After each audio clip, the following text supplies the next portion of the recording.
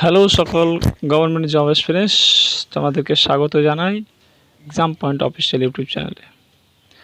Friends, আমরা আগেই বলেছিলাম যে আমরা রিজনিং ক্লাসে 25 পাওয়ার জন্য নিউ সিরিজ স্টার্ট করব। আগেই ভিডিও দিয়ে জানিয়ে দেওয়া হয়েছে তোমাদেরকে। আজ থেকে আমাদের প্রথম চ্যাপ্টার অনুযায়ী ক্লাস শুরু হচ্ছে। আমাদের প্রথম চ্যাপ্টার হবে আজকে অ্যানালজি। অ্যানালজি চ্যাপ্টারের মধ্যে তোমাদের সকল রকমের ডাউট কিভাবে প্রশ্ন আসে, কোন টাইপের প্রশ্ন আসে, দু চারটে এক্সাম্পল দিয়ে আর কোন টাইপের অ্যানালজি হয় সেগুলো কিন্তু তোমাদের এখানে বেসিক থেকে ক্লিয়ার করানো আছে। তোমরা ভিডিওটা দেখো, লাইক করো এবং বন্ধুদের মধ্যে শেয়ার করো, যাতে আমাদের এই উদ্যোগটা আরও আমরা ভালোভাবে তোমাদের সাপোর্ট পেয়ে ভালোভাবে আরও এগিয়ে নিয়ে যেতে পারি। তো ভিডিওটা বেশি বড় হবে না, 4-5 মিনিটের ভিডিও হবে, 5 মিনিটে, যার মধ্যে তোমাদের মোটামুটি কনসেপ্ট ক্লিয়ার হয়ে যাবে। তো চলো ভিডিওটা শুরু করি। অ্যানালজি, যাকে আমরা বলি সাদৃশ্যতা। অ্যানালজি বলতে সাধারণত দুটি বস্তু বা দুটি নাম্বারের বা অক্ষরের মধ্যে সাদৃশ্যতাকে বোঝায়। যেমন বলতে পারি দুটি অক্ষর বা যে কোনো দুটি বস্তুর মধ্যে যখন কোনো মিল থাকবে তখন আমরা বলবো যে এটা অ্যানালজির কোশ্চেন বা অ্যানালজি থেকে রিলেটেড আছে। আমরা যখন দুটি শব্দকে পরপর লিখব তখন তাদের মধ্যে অবশ্যই একটি সম্পর্ক বজায় রেখে লিখব। যখনই দুটো সম্পর্ক লিখব তখন কি তাদের মধ্যে একটা রিলেশন থাকবে। উইথাউট রিলেশন কিন্তু কোনো শব্দ লেখা যাবে না। এটাই অ্যানালজিতে বলা যাচ্ছে, অ্যানালজিতে বলা হয়।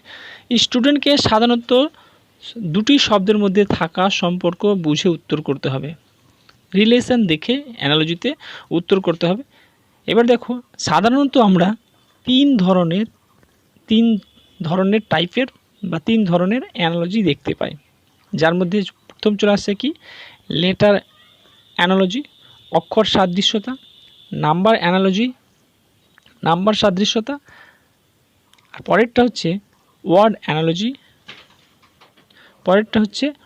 অ্যানালজি, যাকে বলি শব্দ সাদৃশ্যতা। এই তিন ধরনের আমরা পেয়ে থাকি সাধারণত অ্যানালজির মধ্যে। এবার এই অ্যানালজির মধ্যে কোন ধরনের প্রশ্ন হচ্ছে, মানে প্রশ্ন হবে বা হয়, সেটা আমরা দেখব এক এক করে। প্রথমটা দেখো, বলছে ওয়ার্ড অ্যানালজি। প্রথমটা কি ওয়ার্ড অ্যানালজি। প্রথমেরটা ওয়ার্ড অ্যানালজি মধ্যে কী রকম প্রশ্ন আসছে দেখো। রিলেশন দেখো, বলবে ভারতের যদি রিলেশন দিল্লি থেকে হয় তাহলে ভুটানের রিলেশন কি, এরকম শব্দ আসবে ওয়ার্ড অ্যানালজিতে। তাহলে আমরা কি জানি, ভারতের দিল্লি হচ্ছে রাজধানী, তাহলে ভুটানের রাজধানী জিজ্ঞেস করেছে। কেন ভারতের রাজধানী জিজ্ঞেস করেছে? তাহলে আমাদের ভুটানের রাজধানী জিজ্ঞেস করতে হবে। তাহলে Japan, Thimphu, Kathmandu, none of this. তাহলে আমরা কি জানি, ভুটানের রাজধানী কি হচ্ছে থিম্পু। এটা হলো ওয়ার্ড অ্যানালজি। আরও দেখো, বলছে অ্যারোপ্লেন রিলেটেড আছে ককপিট থেকে, তাহলে ট্রেন কোন শব্দ থেকে রিলেটেড আছে দেখো। কোচ, চাকা, ইঞ্জিন, ইলেকট্রিক। তাহলে আমরা জানি যে অ্যারোপ্লেনে যে চালকটা হয় সে ককপিটের উপরেই বসে, তাহলে ট্রেনের চালকটা কোথায় বসবে? ইঞ্জিনের উপর। রিলেশন দেখে উত্তর করব, আমরা নিজের মন মতো ইচ্ছা করে উত্তর করব না। পরেরগুলো দেখো,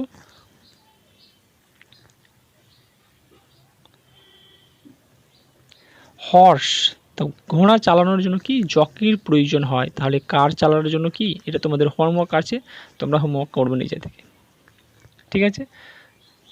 কি বলছে, যদি হর্স চালানোর জন্য জকি লাগে তাহলে কার চালানোর যে গাড়ি চালাবে তার জন্য কি লাগে, সেটা তোমাদের হোমওয়ার্ক থাকবে, তোমরা নিজের উত্তর দেবে কমেন্ট বক্সে। নেক্সটে দেখো, রাষ্ট্র, প্রধানমন্ত্রী, তাহলে রাজ্য কি হবে?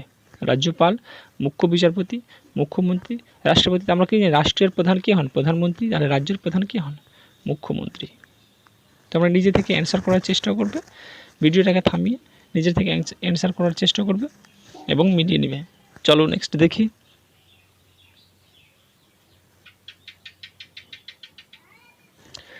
দেখো, ঘড়িতে কি দেখানো হয়? সময়। ঘড়ি থেকে সময় পাওয়া যায়, তাহলে থার্মোমিটার কি কাজ করে? চাপ, গতিবেগ, তাপমাত্রা। তাহলে আমরা কি জানি, ঘড়িতে যদি সময় দেখানো হয় তাহলে থার্মোমিটারের দ্বারা কি হয়? তাপমাত্রা পরিমাপ করা হয়।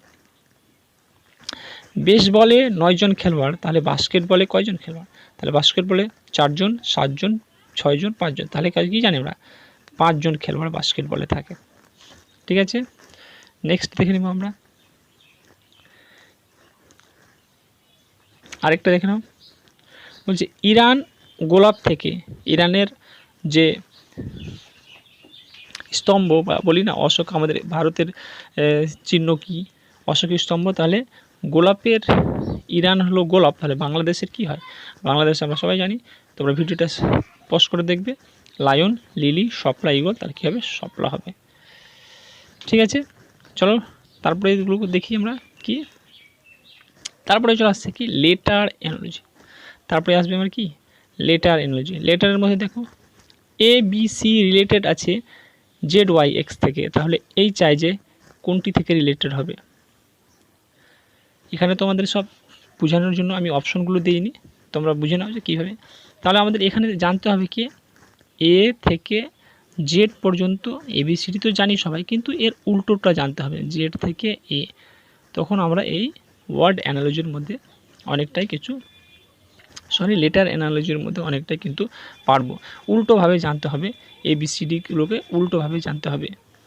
সেম এই টাইপে দেখো, পি কিউ আর যদি রিলেটেড থাকে এল এম এন থেকে, তাহলে ই এফ জি কোনটি থেকে রিলেটেড আছে তোমরা নিজে কিন্তু এগুলো করে চেষ্টা করবে। বাস আমরা তোমাদেরকে বুঝাচ্ছি যে কী ধরনের প্রশ্ন হয়, তোমরা বুঝে নাও। যখন আমরা প্র্যাকটিস করাবো তখন তোমাদের কাছে এগুলো অপশনের সাথে নিয়ে আসবো। এখন তোমাদের শুধু বোঝানো হচ্ছে যে কীভাবে কোশ্চেন হয়। ঠিক আছে, এখান থেকে সিডিই যদি ডিই লেখা হয় তাহলে এম এন ওকে কী লেখা হবে? এটা হলো লেটার অ্যানালজির মধ্যে চলে আসে। নেক্সট আমরা দেখব কি? Number analogy.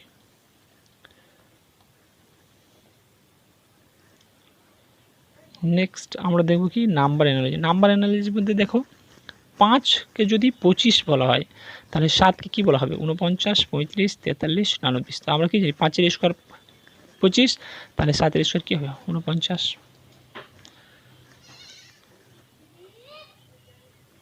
নিচে পরেরটা 3কে 81 লেখা হয় তাহলে 2কে কী লেখা হবে? এটাও তোমাদের হোমওয়ার্ক। ঠিক আছে, নেক্সট 8কে যদি 40 লেখা হয় তাহলে 10কে কী লেখা হবে? 8কে 5 দিয়ে গুণ করলে 8 গুণ 5 40 লেখা হচ্ছে, তাহলে আমরা কি লিখব? 10 গুণ 5 কী লিখব?